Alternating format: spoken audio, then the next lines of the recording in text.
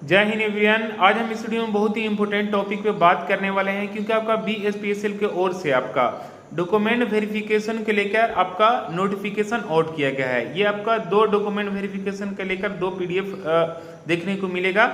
ये दोनों पीडीएफ में अलग अलग इन्फॉर्मेशन बताया गया है। पहला पीडीएफ में ये चीज आपको बताया गया है कि आपको डॉक्यूमेंट क्या कुछ लेकर जाना है और किस जगह पे आपको रिपोर्टिंग करना है और कब करना है आपको रिपोर्टिंग। और बाकी इसके अलावा डॉक्यूमेंट में कुछ मुख्य बातें हैं जो आपको बेहद जाना जरूरी होगा, क्योंकि आपके पास बहुत कम वक्त है और ये आपको जाना बेहद जरूरी होगा। इसमें आपको जानना ये है मेडिकल के बारे में, मेडिकल का कैसे टेस्ट करवा के जाना है। और डॉक्यूमेंट में ये चीज साफ साफ लिख दिया गया है कि आपको मेडिकल के लिए डॉक्यूमेंट वहां पे लगेगा भाई, डॉक्यूमेंट आपको लेकर जाना है। तो कैसे क्या कुछ लेकर जाना है पूरा डॉक्यूमेंट और कहाँ पे जाना है पूरा मैं इस वीडियो में क्लियरली करके आपको बताने वाला हूँ। देखिए, सबसे पहले मैं आपको बता दूं कि एक आपको बीएसपीएसएल के ओर से आपको वेबसाइट पे आपको एक पीडीएफ देखने को मिलेगा। वो आपका पीडीएफ मेडिकल का रहता है, वो वाला अभी मेरे वीडियो के डिस्क्रिप्शन में उसका लिंक मिल जाएगा। वहां से आप डायरेक्टली या टेलीग्राम चैनल है उस पर आप देखेंगे, ओपन करेंगे तो वो पीडीएफ आपको देखने को मिल जाएगा। वो पीडीएफ को प्रिंट आउट करवाना है और आपको आपके डिस्ट्रिक्ट के सिविल सर्जन पास जाना है और वहां पे मतलब कि चेकअप पूरा करवाना है। वो जाएंगे, बताएंगे कि मुझे बीएसपीएसएल के लिए मेडिकल टेस्ट के लिए ये फॉर्मेट को रेडी करना है।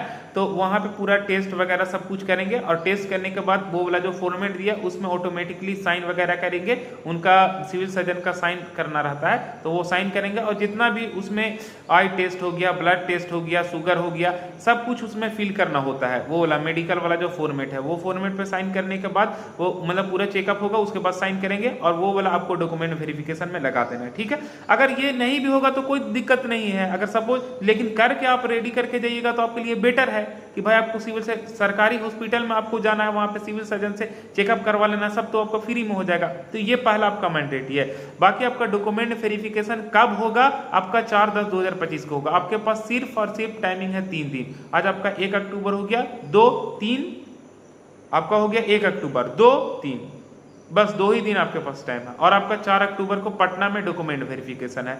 तो उसके हिसाब से आपको जितना भी डॉक्यूमेंट है सब कुछ आपका रेडी कर लेना है। मतलब कि आपके पास आज भी टाइमिंग हम जोड़ सकते हैं 1, 2, 3। ठीक है, तो 3 दिन आपके पास वक्त है। बाकी 4 तारीख आपका डॉक्यूमेंट वेरिफिकेशन पटना में होगा। तो ये वाला आपका मेडिकल वाला आपको डॉक्यूमेंट रेडी कर लेना है। बाकी दूसरा आपका जिन लोगों का मिस मैच है नेम ना, ये भी आपको पीडीएफ में लिखा गया है। पूरा मैं आपको डिटेल पीडीएफ अभी पढ़ के बताऊंगा।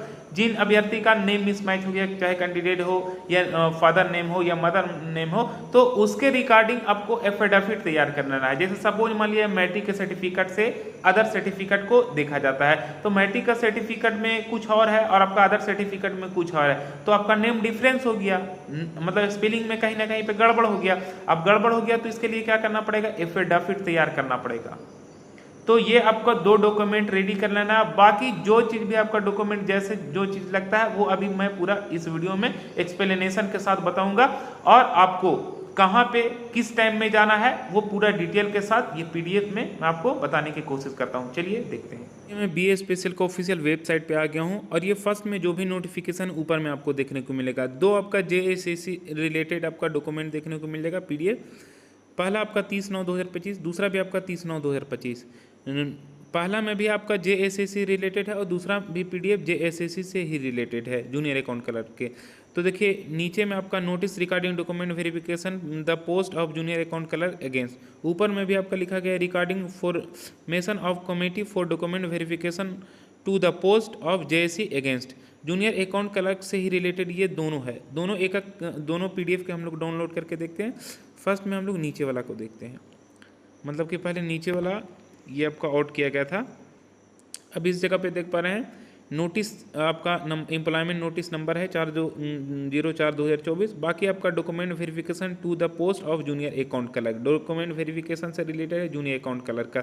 यहाँ पे आपका क्या कुछ लिखा गया है, 4/10/2025 8 AM एट विद्युत भवन 3rd फ्लोर, यहाँ पे multipurpose hall Bihar state power holding company limited, Jawaharlal Nehru Marg Patna 800001 to the post junior account clerk, terms of employment notice number 04/2024। मतलब कि यहाँ पे आपका लोकेशन लिखा गया है, कब आपको जाना है 4/10/2025 को आपको इस लोकेशन पे पहुँचना है, एट विद्युत भवन 3rd फ्लोर, जो पूरा आपका लिखा गया है यहाँ तक पटना में। और आपका 4/10/2025 को रिपोर्टिंग टाइम आपको 8 बजे है, 8 बजे आपको हर हाल में वहाँ पे मौजूद रहना पड़ेगा। कम से कम आपको, मैं तो यही सलाह दूंगा कि आपको 7 बजे उस जगह पे आपको पहुँच जाना है। बाकी ये आपका आपका रिपोर्टिंग टाइम भी हो गया, दूसरा आपका लोकेशन भी मैं आपको बता दिया और टाइम भी आपको बता दिया। तो ये मस्ट है आपके पास डॉक्यूमेंट, अगर छूट भी गया नहीं भी है तो ऐसा नहीं आपको जाना नहीं है, आपको जाना है, ये टाइमिंग में आपको हर हाल में पकड़ के जाना है। बाकी यहाँ पे आपका मतलब कि एप्लीकांट के नाम है, इसका डिटेल है, नॉर्मलाइजेशन स्क्वायर है। तो ये हालांकि ऑलरेडी पहले मैं फर्स्ट ही वीडियो में आपको इन्फॉर्मेशन बता दिया था। तो क्या कुछ है यहाँ पे नीचे तक देखते हैं इस पीडीएफ में। ये तो हालांकि ऑलरेडी पहले आपको पता होगा ही इस जगह पे।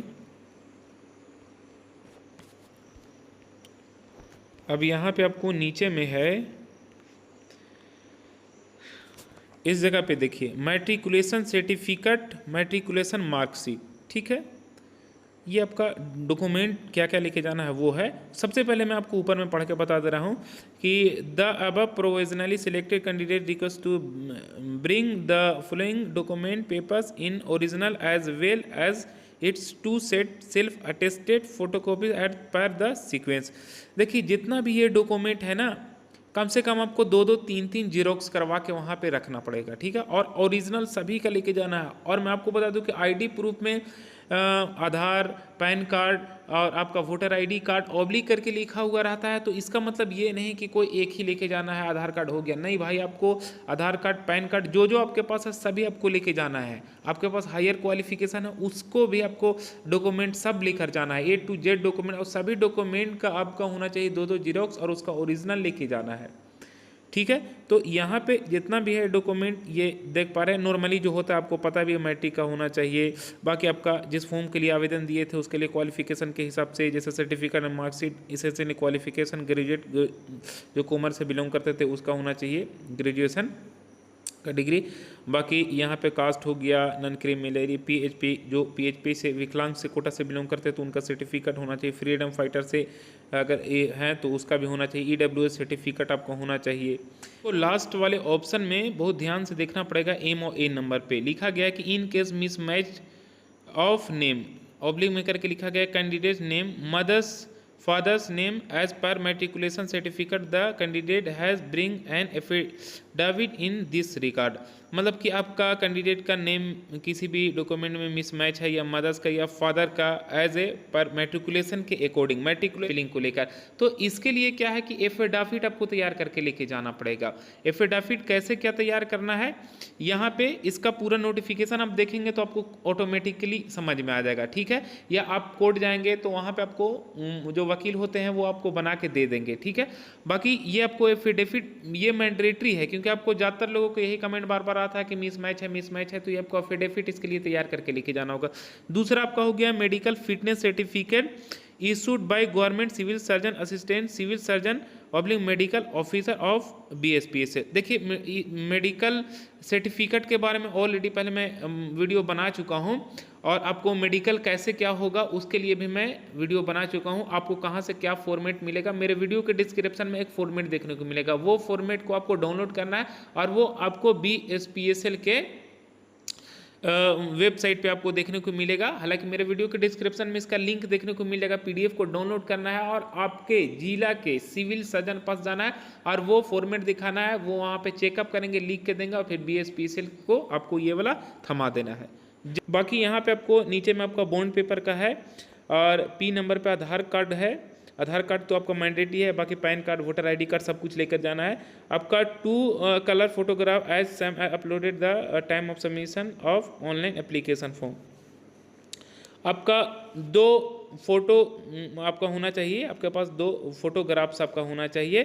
जस्ट आपका मिलना चाहिए, जब ऑनलाइन किए थे जो वाला फोटो डाले थे ना उसी टाइप में आपको मैच होना चाहिए। तो इस टाइप से ऐसा नहीं कि आप ऑनलाइन में फॉर्मेट फोटो कुछ और डाले थे और अभी लेके गए हैं तो कुछ और एकदम चेंजिंग जैसा लग रहा है, नहीं, आपका दोनों मतलब सेम टू सेम लगना चाहिए, उसी टाइप के फेस लगना चाहिए। तो ये सब कुछ आपको लेकर जाना होगा। हालांकि आई होप आपको समझ में आया होगा कि जेएससी में डॉक्यूमेंट वेरिफिकेशन में क्या कुछ लेकर जाना है और कहाँ पे आपको जाना हो। फिर नेक्स्ट वीडियो में मिलेंगे। Thank you.